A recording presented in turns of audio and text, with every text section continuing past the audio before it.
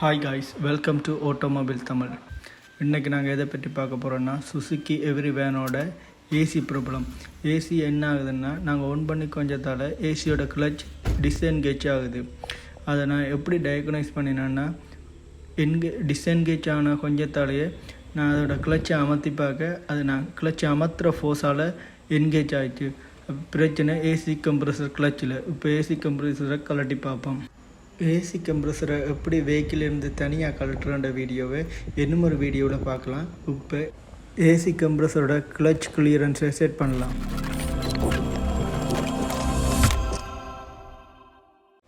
இப்போ நாங்கள் வெஹிக்கிளிருந்து ஏசி கம்ப்ரெசரை தனியாக பிரித்து எடுத்துட்டோம். இதுக்கு பிறகு நாம் என்ன செய்ய போகிறோம்னா, ஏசி கம்ப்ரெசர் கிளச்சோட கிளியரன்ஸை குறைக்க போகிறோம்.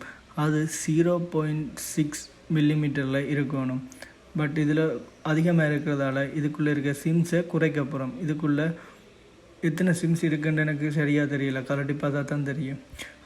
இது ஒரு ஏர் இம்பேக்ட் ரிஞ்ச் வச்சு கலட்டுறது ஈஸி. பட் அது இல்லாதால் நான் சுத்தியலால் அடித்து இவ்வளோ ஹார்டாக கலட்ட வேண்டியிருக்கு. இப்போ கலட்டி பார்ப்போம்.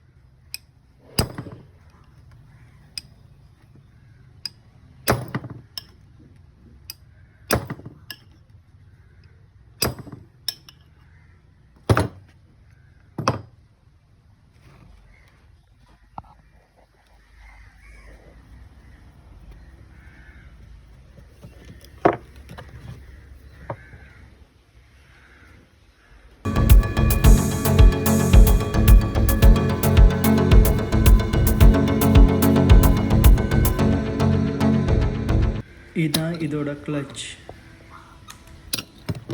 நெக்ஸ்ட்டு இதுக்கு மேலே இருக்க ஸ்னப்ரிங்கை வெளியில் கலட்டி எடுப்போம்.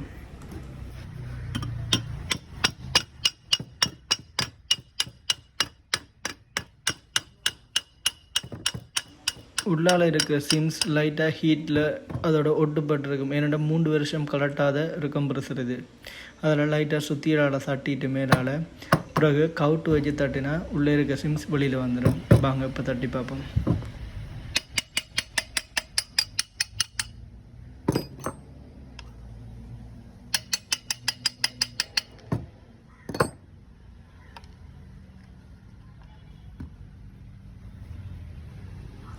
சிம்ஸ் எல்லாத்தையும் கலட்டிட்டு இப்போ சுற்றி பார்ப்போம். டப்புன்னு இது என்கேஜ் ஆகுது. ஸோ எங்களுக்கு சிம்ஸ் வைக்கணும்.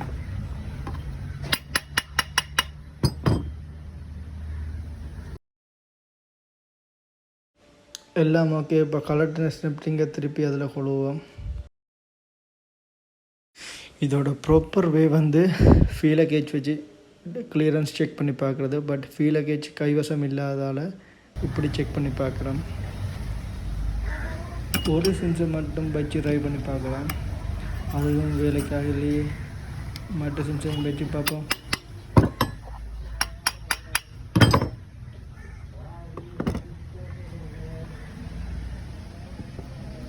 இப்போ 2 சிம்ஸை வச்சு பார்த்தாச்சு. இப்போ கரெக்டாக இருக்குது. அப்படியே வச்சு பூட்டி விட்டுருவோம். முதல்லையே சொன்ன மாதிரி இதோட கிளியரன்ஸ் சரியாக 0.6 மில்லிமீட்டர் இருக்கணும். இதுதான் இந்த ஏசி கம்ப்ரெசரோட ஆயில். அண்ட் இன்னும் ஒரு முக்கியமான விஷயம், ஒவ்வொரு தடவையும் நீங்கள் ஏசி கேஸ் ஃபில் பண்ணும்போது ஏசி கம்ப்ரெசர் ஆயிலையும் மாற்றணும். இது கட்டாயம். இது கட்டாயம் எல்லோரும் ஃபாலோ பண்ணணும். ஆனால் யாருமே இதை ஃபாலோ பண்ணுறதில்லை.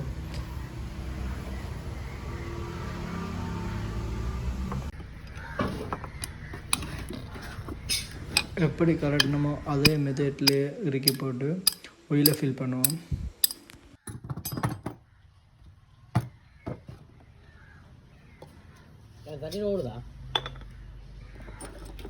கலட்டும் போது தவறுதலாக இதுக்குள்ளே இருந்த பேசிக் கம்ப்ரெசர் ஆயில் ஃபுல்லாகவே லீக் ஆகிட்டு.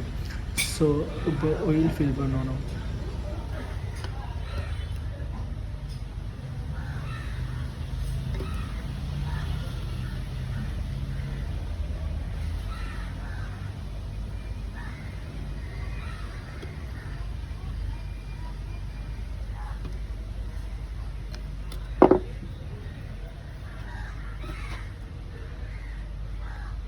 ஓகே காய்ஸ், எல்லாம் பூட்டிட்டோம். இப்போ ஏசி சூப்பராக வேலை செய்யுது. உங்களுக்கும் இப்படி பிரச்சனை வந்தால் இதே மாதிரியே ட்ரை பண்ணி பாருங்கள். இன்னொரு வீடியோவில் சந்திக்கிறேன். பாய்.